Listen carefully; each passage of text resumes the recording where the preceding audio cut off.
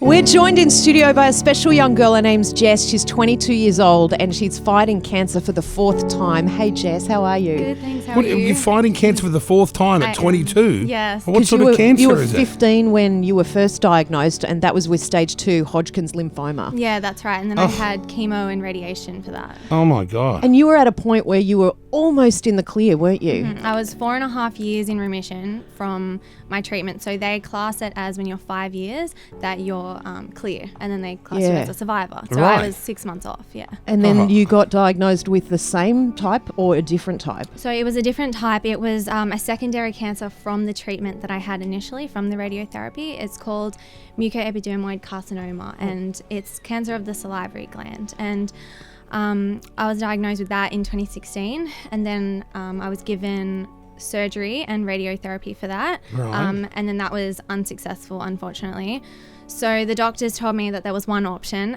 It was a really big surgery, and it was they were gonna break my jaw, cut it in half, replace it with a metal plate, cut out the floor of my mouth, cut out the nerve that controls my lower lip and my tongue.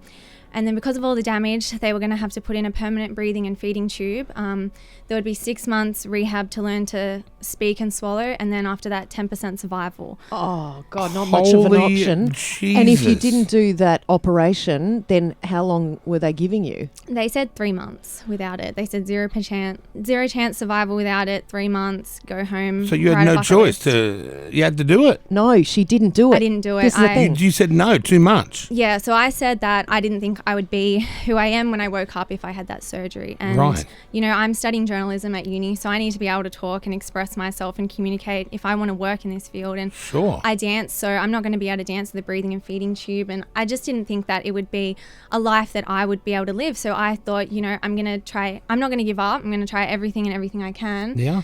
And that's what I did. We straight away left the hospital. I didn't go home and write my bucket list like they told me to, or plan my funeral. Is that what they told you to do? Go home and write a bucket list and plan your funeral? Yeah. And what did you do instead? Well, they gave me a little booklet that you fill out, and I just put it in the cupboard, and I didn't look at it again. thought, screw that. Because I thought, you know, like, I'm good right now. I'm going to look for options, and I'm going to be proactive about my health. And if worse comes to worse, I'm sure I can write my funeral in the last week, you know? So I was like, I'm going to do what I think I should do now. And so we searched for all the things under the sun, and that's how it started.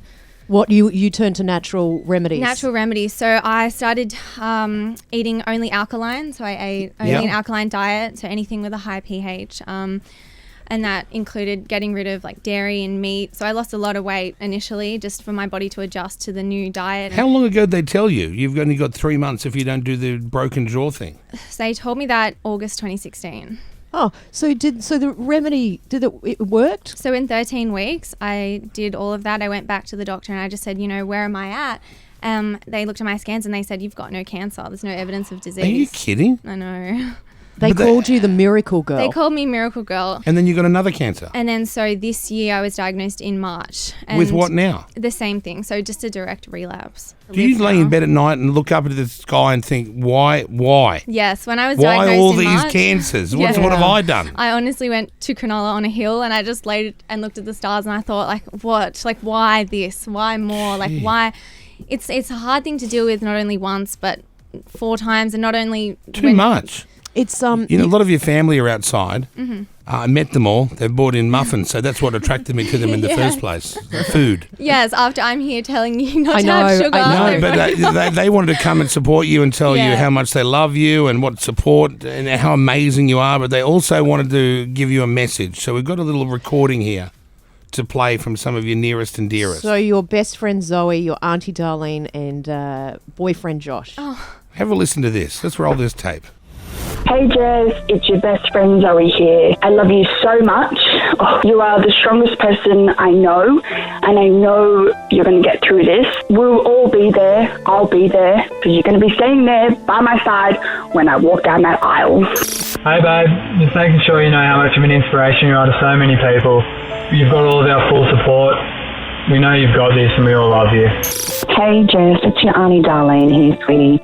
You've been through so much, and although this life has just given you so much pain and heartache, You've fought back every time courageously. Not many people have seen how much pain you've been in and how much you've suffered. It's been heart-wrenching to watch, but you are loved so much and you touch people's hearts. So you keep fighting, beautiful girl. I love you, Jess. You got a lot of people that love you. Yeah, very emotional. My friend just got engaged, so of course I want to be at her wedding. So you're doing an event. One of your friends, Jess, is here, and you both called Jess. I know it's confusing. I thought it was so easy for me because I can never remember names. You don't have to remember two much now. Much easier with two Jesses. So Jess, you guys are organising a charity event to raise some funds for Jess, because obviously going down the natural remedy path, it can be expensive. Oh, it comes with a massive price tag. So Yeah. I'm really emotional after that. I know video. that was emotional. Obviously, this treatment is so expensive. It's anything up to $4,000 a month on average. Right. Jess's organic diet. So, a 100-gram Manuka honey is $93. Is it? If Jess wants to have a packet of chips, she's looking at $12 a packet of chips.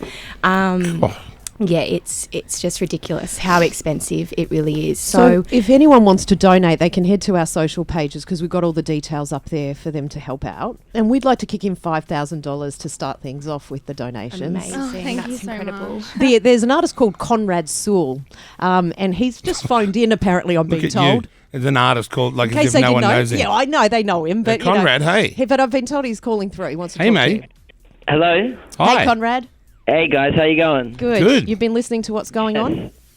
Jess, oh my gosh, I'm on my way to the airport. And I'm literally shaking in the car listening to it. Jess, you're incredibly brave. Well, thank Crazy. you so much. Thanks for listening. Yeah, I want to I want to do something. I don't know. I'm not going to be here for this for the fundraiser you were talking about, but I don't know. Like maybe I could offer some tickets or something to the show, and we could do a VIP thing, and you guys could auction them off or something to Great help. idea. Absolutely. Yeah, that would be amazing. And then, I'd love to donate some money myself, like $10,000 just to help. Sweet. Oh, wow. start it. Accepted. Oh, that's incredible. That's so And then generous. Carl's going to Thank you. double that. No, I'm kidding. Well, I was already in for 5, then you jumped into 10. Now I feel like an asshole. Conrad, you're a true champion. Thank you, man. I know how much of a No nice worries. soul you are. So Guys, I'll play your Jess, song God for the bless, girls darling. too. Oh, And, and the song's called Healing Hands. How fun is that? Yeah, there we go. There See, you go, it's- perfect. all right. Thanks, man. Thanks, Conrad. Appreciate it. Love, guys.